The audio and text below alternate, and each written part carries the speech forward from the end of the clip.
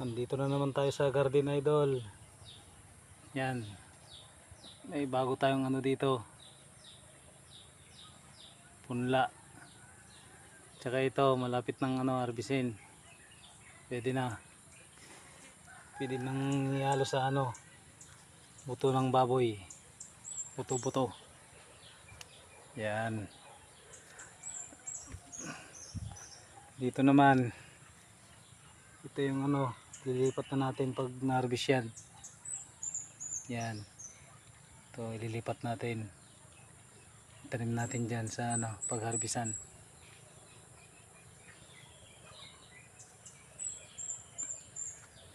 Ito naman yung choy sam pechay.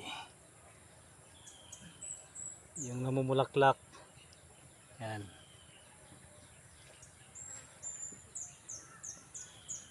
Napag-harvestan na to, idol. Pero pwede pa rin kunin. Ihalo sa mga karne. Yan. Ay yung sitaw natin.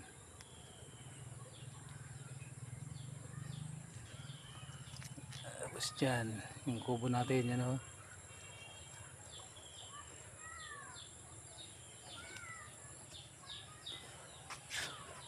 Dito naman tayo sa talong.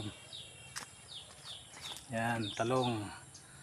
Talong ni Beo Anming. Yan.